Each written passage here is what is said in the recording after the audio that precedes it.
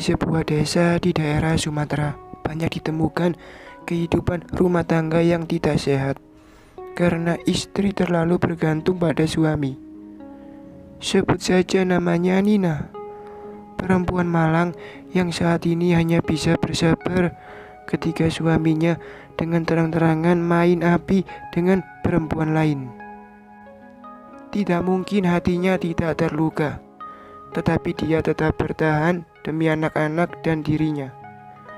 Dia tidak sanggup menghidupi ketiga anaknya jika dia memilih bercerai dengan suaminya. Nina, suamimu masih sama dirimu atau bukan? Aku sering melihat dia membonceng perempuan dari arah selatan sana. Bukan sekali dua kali loh. Bu Mida, tetangga sebelah rumahnya, bertanya pada suatu hari di saat ia berpapasan di acara pesta kawinan anak tetangga. Nina hanya merespon dengan senyum kecut dan tidak tahu mau menjawab apa. Dengan mata yang berkaca-kaca, dia pamit duluan meninggalkan Bu Mida. Serapi apapun menyimpan yang namanya menyimpan bangkai, suatu hari pasti akan kecium juga. Suatu hari, Nina mencoba bicara sama suaminya. Bang, semua tetangga kita sudah tahu kalau kamu selingkuh. Tolonglah kamu hargai aku. Tidak malu kamu jadi bahan omongan orang. Kasihan anak-anak kita, Bang. Mereka juga kena dampaknya. Kamu tidak usah banyak komentar. Yang penting uang yang ku dapat sudah ku kasih kamu dan anak-anak. Jadi kamu tidak usah banyak komplain. Lagian bukan aku saja yang seperti itu. Banyak juga suami yang lain yang melakukan hal yang sama. Makanya kamu tidak usah bertandang ke rumah orang. Cukup di rumah saja, jawab suaminya dengan enteng, sambil dia berdandan dan siap-siap menuju tempat karaoke, sekalian bertemu dengan wanita-wanita penghibur di tempat itu. Nina hanya berdiri mematung, menyaksikan suaminya yang sudah rapi dan wangi pergi dengan motor Scoopy yang baru dibelinya. Dia membayangkan sebentar lagi suaminya akan berpelukan dengan perempuan-perempuan penghibur di tempat karaoke itu. Entah hanya sebatas pelukan atau bahkan lebih dari itu. Dia tidak tahu. Air mata bergulir dari sudut matanya. Dadanya sesak, tapi tidak sanggup berbuat apa-apa. Nina pernah bercerita pada sahabatnya Lita dan Susi, tapi ternyata nasib mereka 11-12. Suaminya juga tidak memperlakukannya dengan baik, tetapi mereka harus tetap bertahan karena tidak bisa menghasilkan uang dan hidupnya bergantung pada suami. Pernah suatu malam, Nina, Lita, dan Lucy pergi ke pesta sunatan salah satu warga di kampungnya. Ada hiburan organ tunggal sampai larut malam. Di sana mereka menyaksikan para lelaki duduk di pinggir panggung dengan cahaya remang-remang didatangi artis sambil berjoget meliuk-liuk seperti yang ada di diskotik sedang mencari mangsa. Dan para lelaki itu dengan senyum sumringah langsung memeluk artis bergantian yang tidak patut, dengan bebas mencium pipi artis-artis tersebut sambil menyelipkan uang ke dalamnya. Di antara lelaki itu ada suami mereka bertiga yang tidak peduli istrinya lagi menyaksikan tingkah mereka atau tidak. Tanpa ada rasa cemas sedikit pun akan ketahuan istri-istrinya. Mereka bertiga akhirnya pulang dengan hati yang sangat terluka. Sakit menyaksikan perilaku suaminya, tetapi mereka tetap harus bertahan karena keadaan, bertahan karena anak, bertahan karena takut tidak bisa hidup jika mereka ditinggalkan oleh suaminya. Setahun kemudian, beredar berita bahwa suami Lucy yang bekerja sebagai kepala tukang bangunan menghamili selingkuhannya. Namanya Bagas, dan perempuan itu seorang janda yang beranak satu tinggal di kampung sebelah. Namanya Rati. Keluarga Rati menuntut agar Bagas menikahinya secara sah, agar anak dalam kandungan Rati ada bapaknya. Lucy, aku akan menikahi Rati. Kamu tidak usah khawatir karena kamu tidak akan aku ceraikan, ujar Bagas di suatu malam, tanpa peduli akan rasa sakit di hati istrinya. Lucy hanya bisa menangis tanpa bisa berkata-kata. Dia tidak punya pilihan. Masih untung tidak diceraikan.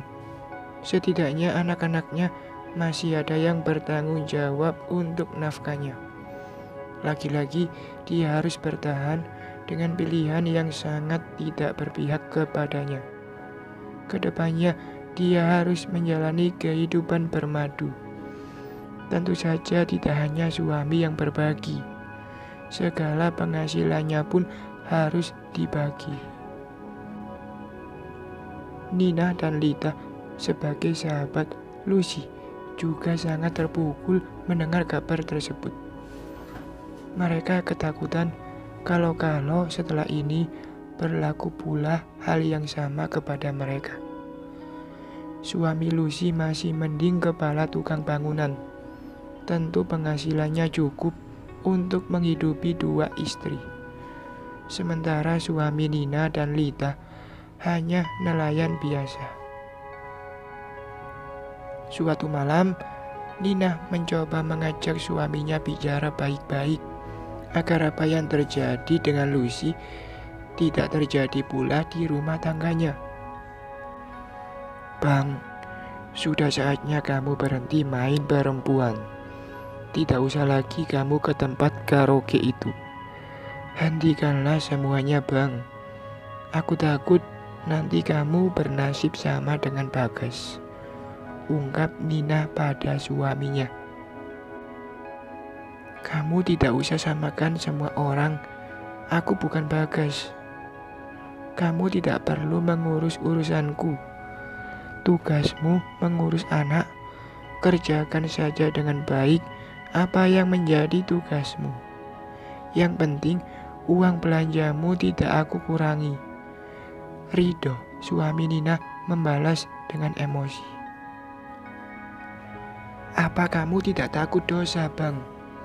Anakmu ini perempuan, Bang. Bagaimana kalau nanti karma berlaku? Tidak takut kamu, Bang. Diam kamu. Tidak perlu kamu ajari aku tentang dosa. Aku ini suamimu. Sekali lagi kamu ngomong, jangan salahkan aku main keras. Hardik Ridho. Apa kamu tidak peduli dengan perasaanku sedikit pun, Bang? Hati nuranimu di mana? Bagaimana jika saudara perempuanmu diperlakukan sama oleh suaminya? Diam. Plak. Tangan Ridho mendarat di pipi Nina, meninggalkan bekas memar yang tidak bisa ditutupi. Nina meraung kesakitan tanpa mampu berkata lagi. Ridho pun tetap meninggalkan rumah dan pergi ke tempat hiburan di mana ia biasa nongkrong ditemani para janda yang memang bekerja di tempat itu mencari nafkah. Pagi itu Lita main ke rumah Nina. Ia ingin berbagi cerita dengan Nina, tapi dia malah mendapati Nina dengan wajah yang lebam dan mata yang sembab. Nina, kamu kenapa? Biasalah, nasib menjadi perempuan yang tak bisa apa-apa. Ya beginilah. Ini tidak bisa dibiarkan. para lelaki ini memang dulu semasa kita gadis menjadi kembang desa, dia melakukan segala cara agar bisa mendapatkan kita. Sekarang, apa yang mereka perbuat? Kamu masih mending, Lid. Suamimu masih belum terlalu parah. Kamu juga belum punya anak. Sama saja kita, Nina. Selama ini aku hanya sedikit menyimpan. Suamiku malah main dengan istri orang. Mereka sama-sama main halus. Tidak terlalu kentara. Tapi aku sudah tidak kuat, Nina. Aku berencana mau minta cerai saja. Lita, kamu harus pikirkan matang-matang. Setelah jadi janda, nanti jadi beban orang tua. Tidak, aku akan meninggalkan kampung ini. Aku akan merantau ke Malaysia mencari kehidupan di sana. Mumpung aku belum punya anak. Lita sudah bulat tekadnya untuk berpisah, dan dia memilih meninggalkan kampung halamannya, mencoba peruntungan di negeri orang. Di antara mereka bertiga, Lita memang belum memiliki anak. Jadi dia tidak punya pertimbangan berat untuk bertahan dan terus tersakiti. Akhirnya sudah 3 tahun Lita merantau ke Malaysia. Dia rindu kampung halaman dan memutuskan untuk kembali.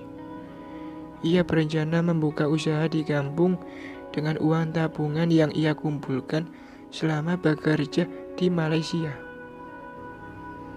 Setibanya di kampung, dia bertemu dengan Lucy dan Nina. Nasib kedua sahabatnya itu semakin memburuk. Lucy hidup serba pas-pasan karena penghasilan suaminya harus berbagi. Sedangkan Nina, suaminya kadang jarang pulang dan uang belanja pun kadang dikasih seminggu sekali. Penampilan mereka semakin semerawut. Jangankan buat beli baju baru, buat makan saja kadang tidak cukup. Sangat berbeda dengan Lita. Dia semakin putih, penampilannya rapi, dan matanya bersinar bahagia. Tidak ada tekanan batin yang terpancar di sana. Sedangkan mantan suami Lita dikabarkan masuk bui karena ia dilaporkan sebagai perusak rumah tangga orang oleh suami selingkuhannya. Hanya Lita yang nasibnya lebih baik di antara mereka, karena dia berani mengambil keputusan untuk hidupnya dengan menjadi wanita yang mandiri, punya penghasilan sendiri, dan tidak bergantung pada lelaki yang bergelar suami. Hidup itu memang penuh dengan pilihan, jadi semua tergantung kita. Pilihan mana yang akan kita pilih? Tentu saja setiap pilihan ada resikonya. Kita memang tidak bisa menghindari resiko secara keseluruhan, tapi setidaknya kita bisa meminimalisir resiko dari pilihan yang akan kita ambil.